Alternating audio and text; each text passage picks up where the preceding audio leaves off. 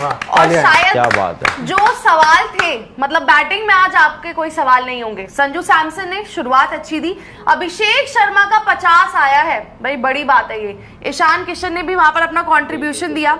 सूर्य कुमार यादव आज बिना प्रेशर के आए थे, उन्होंने भी वहां पर एक्सप्रेस कर 33 रन लगाए हैं 13 गेंदों पे।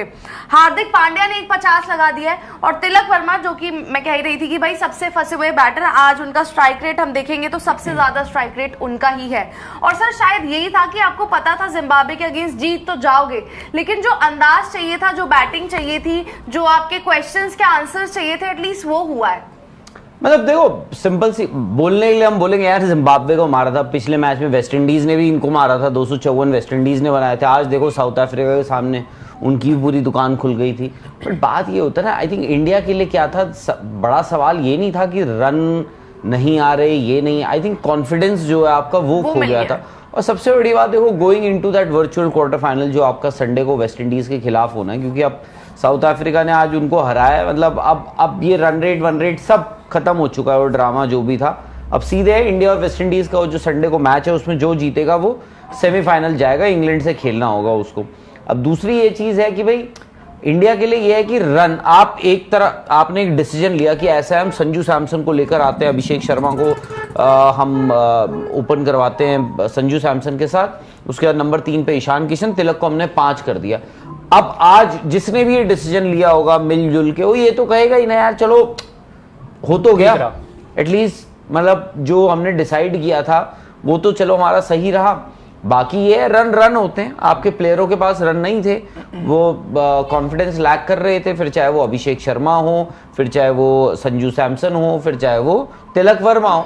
आज ये है कि एटलीस्ट आज रात को जब मैच खत्म होगा वो ये तो बोलेंगे यार हमारे पास रन लेकर जा रहे हैं हम। जब हर कोई एक दूसरे को इज्जत से देखेगा, हर किसी की अपने लिए भी इज्जत होगी।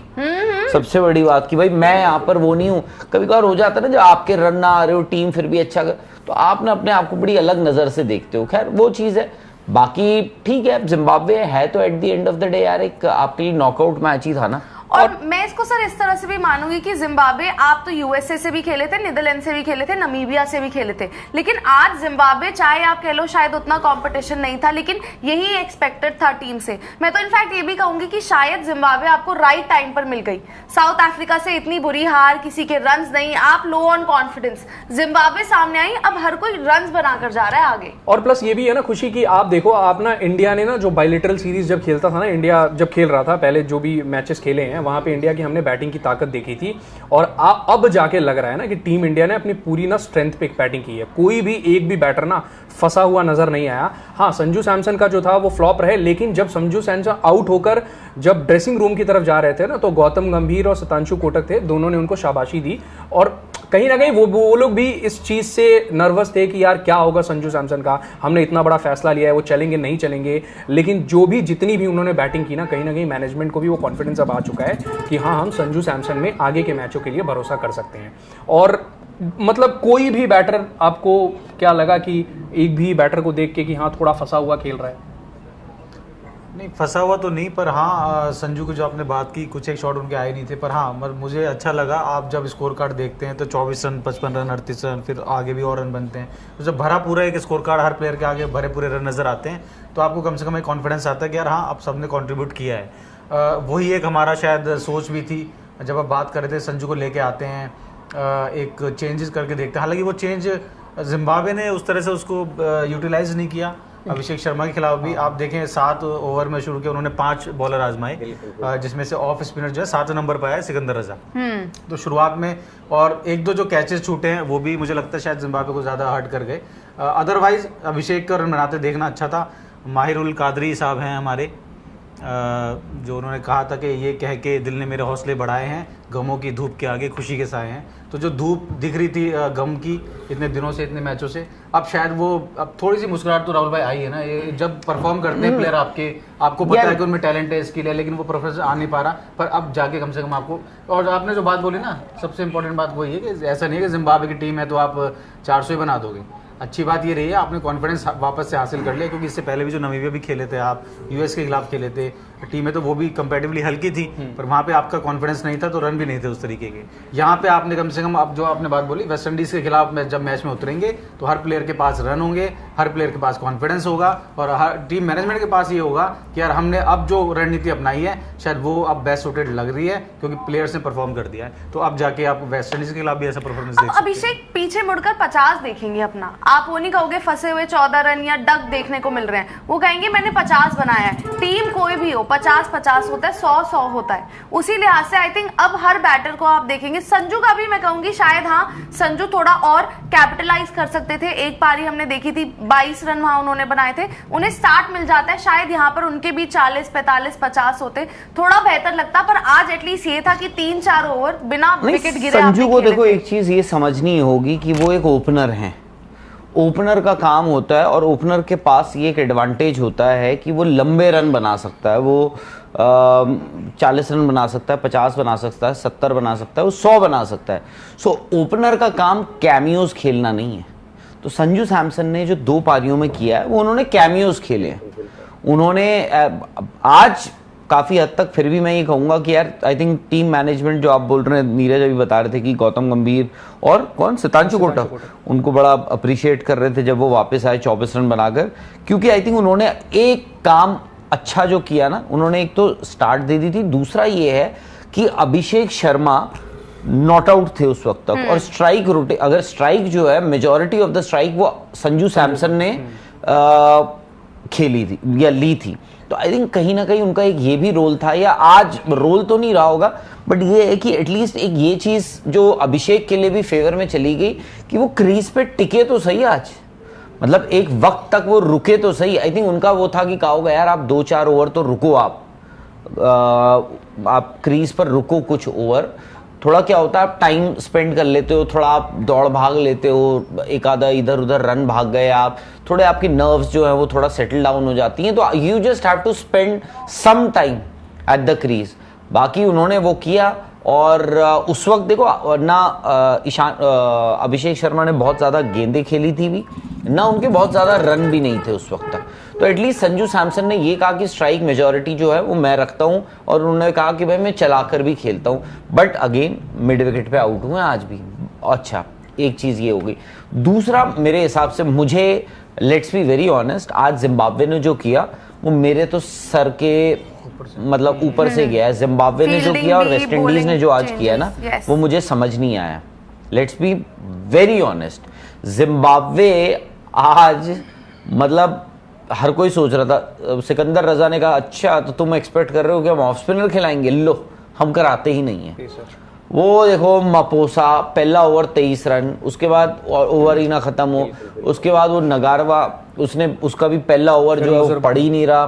कि मतलब एक आप भाई राइट हैंडर को बॉल डाल रहे हो, लेफ्ट आर्म फास्ट बॉलर डाल रहा है तो कुछ सोच समझ के डाल रहा होगा। उनकी लेंथ भी नहीं पड़ रही थी वो या तो यहाँ उनको, या तो आप ऊपर डाल के सोच रहे हो कि जी संजू को मैं ड्राइव के लिए बुलाऊं, क्योंकि ये भी क्या होता है देखो, संजू सैमसन एक तो खेल नहीं रहे थे, रन्स उनके भी बहुत ज्यादा नहीं थे, टीम से बाहर हुए थे, सब कुछ होता है, तो थोड़ा ना प्लेयर जो बैट्समैन है थोड़ा टेंटेटिव होता है। अब संजू सैमसन की आदत सी बन गई, वो बहुत पीछे जाते हैं। संजू को आपको ऊपर, आप ट्राई कर सकते हो ऐसे बैट्समैन को जो इतना पीछे जा रहा है ना, उसको आप ऊपर बॉल डालो। लेफ्ट आर्म पेसर अगर बॉल डाल रहा है वो ऊपर डाले, ओवर द विकेट आ रहा है, बॉल या तो सीधी हो, पड़ के सीधी हो या अंदर आए। तो आपने आज संजू को वो बॉल भी नहीं डाला उन्होंने कि आप वैसे डाल दो कि भाई, क्योंकि आपका क्या, आपके रन नहीं, आप लैक ऑफ रन, थोड़ा टेंटेटिव रहोगे आप फ्रंट फुट पे। उसके बाद सिकंदर रजा ने कहा ना हम तो नहीं करवाएंगे जी ऑफ स्पिनर से आज, तो उन्होंने कहा कि नहीं बाद में डलवाएंगे आराम से, पहला सब डलवा दी उन्होंने। उसके बाद सिकंदर रजा आए और विकेट लेके ऐसे खुश जैसे तीनों पेसर्स को मतलब लगा फील्डिंग भी आप उनकी देखो ना, जो कैच भी लिए वो बाद में सिकंदर रजा को ही आना पड़ा, सब कुछ उन्हीं को करना पड़ा। तो वो है, बट ये है कि भाई आपके रन है जो आप लेकर जाओगे। और इंडिया के लिए एक अच्छी चीज ये है कि यहाँ पर आज आपने यहाँ रन बनाए हैं, और वेस्ट इंडीज के लिए भी आप ये याद रखना, वेस्ट इंडीज की गेंदबाजी कोई ऐसी फन्ने खां गेंदबाजी नहीं है जो शायद से आप किसी और टीम के साथ एसोसिएट करोगे। तो आज आप ही ने यहाँ रन बनाए, थोड़ा बहुत कॉन्फिडेंस है। आप वेस्ट इंडीज के पास जाओगे, वेस्ट इंडीज को देखोगे कि यार इनके पास क्या है, यार ऐसा कोई है नहीं, दिख नहीं रहा कोई वर्ल्ड क्लास बॉलर। जैसे होता ना एक आधी टीम में आप फिर भी एक बोल दो, चलो जी इंग्लैंड में है वो एडम जैम्पा है, जोफ्रा आर्चर अपनी पेस से परेशान कर सकता है, ये कर सकता है। इनके पास भी मैं कह दूंगा कि जी चलो मुजरबानी है, किसी और टीम के पास, साउथ अफ्रीका के पास तो चलो बैटरी ऑफ पेसर्स है। तो आप यहाँ से कॉन्फिडेंस लेके जाओगे, उसके बाद अगला मैच भी होपफुली आप अच्छे रन बना दो। ईडन गार्डन्स में विकेट अच्छा मिलेगा आपको, उसके बाद छोटा मैदान है, वहाँ भी आपके जो बैट्समैन है हार्ड हिटिंग लंबी ईंटें मारने, शायद से you will fancy your chances. फिर उसके बाद आप 5 तारीख को आओगे ईडन गार्डन वानखेड़े बॉम्बे में, जहाँ आप खेलोगे इंग्लैंड से। तो और इंग्लैंड का पता नहीं है, इंग्लैंड मैं उसमें भी इंडिया को फेवरेट रखूंगा, प्रोवाइडेड इंडिया वेस्ट इंडीज को हरा दे परसों। सर किस तरह देखते हैं आप आज की बैटिंग? सबने रन्स बना दिए, सबके डबल डिजिट है, अभिषेक का 50 है, हार्दिक ने भी 50 बना दिए, तिलक जो फंसे थे आज स्ट्राइक रेट उनका अच्छा है, तो सब कुछ आज वो इंतजार किस चीज का कर रहे थे? इसी चीज का कि ये जो टीम है ये अपनी ताकत पे जो बैटिंग यूनिट है कब खेलेगी, ताकत पर आने का इंतजार क्या हो रहा था? पावर प्ले आप बेसिकली वो कर दो, कि ओपनर्स चल तो यही तो है हमारी टीम। T20 में इंडिया ऐसा ही है। ठीक है, हमें डर लग रहा था, आज शायद थोड़ा डर कम होगा, हालांकि यार आपका सीधा सीधा क्वार्टर फाइनल मैच है, बट यही है टीम। मैं इसीलिए कहता हूं सूर्य कुमार यादव और हार्दिक पांड्या, चलो आज ठीक है, बड़े मैच में भी हार्दिक पांड्या की वो बैटिंग चाहिए होती है। हार्दिक ने आज क्या मारा, मुझे तो लग रहा तिलक वर्मा का 50 हो जाएगा, पर स्ट्राइक नहीं आई तो हार्दिक ने बना दिए। पर हार्दिक ने नमीबिया, नेदरलैंड्स और जिम्बाब्वे, हमें चाहिए वेस्ट इंडीज। एंड अगर आगे जाते हैं, सूर्य कुमार को एक बड़ी पारी चाहिए थी, and I think you could see वो हाउ डिसअपॉइंटेड ही वाज कि यार 13 बॉल में 33 पे आउट हो गया। बट ओवरऑल आप कॉन्फिडेंस ही तो लेके जा रहे हो। आप हो सकता है आप बड़े मार्जिन से मैच भी जीत जाओ, आपको हर चीज के लिए तैयार रहना होगा, ये भी याद रखना। व्हाट इफ खुदा ना खास्ता बरसात हो गई कोलकाता में, शायद ना हो बट अगर हो गई, मैच धुल गया, पॉइंट शेयर हो गए, तो आज आप देखो ना नेट रन रेट का कितना इलाज कर सकते हो। हालांकि मुश्किल होगा, हम 76 रन पीछे हैं, वो शायद 64 रन आगे हैं, तो फासला बहुत ज्यादा हो जाता है। बट फिर भी आप कोशिश करो, स्टैम्प योर क्लास। और जहां तक आज के मैच की बात है, डाउट तो नहीं है, वेस्ट इंडीज की बॉलिंग कमजोर है comparatively as compare to their batting. Batting भाई वो नंबर 9 तक बैटिंग आज उन्होंने दिखा दी, बट पता नहीं चलता। सर आज एटलीस्ट ये है कि रन्स जब आपने बनाए हैं, मूविंग फॉरवर्ड जरूरत थी ना। अभिषेक शर्मा के भी तो दिमाग से निकला होगा ना, जो पीछे वो कर आ रहे थे, हर पारी जिस तरह गई, आज वो देखेंगे 50 है कि हाँ मैंने 50 लगा दिया। ऑफ कोर्स तिलक बेहतर फील ईशान किशन कितना अच्छा खेल के गए यार। Yes. हमारे संजू बाबा को आप भूल गए? सर संजू थोड़ा सा कैपिटलाइज करे, हम वही बात कर रहे संजू थे कि या फिर वही बात, हाँ, उन्होंने ही मेक श्योर कि भाई 4 ओवर तक कोई विकेट ना गिरे, प्रेशर में डील करूं, उन्होंने मार के बेचारे, वो ठीक है यार, इज अ टीम मैन।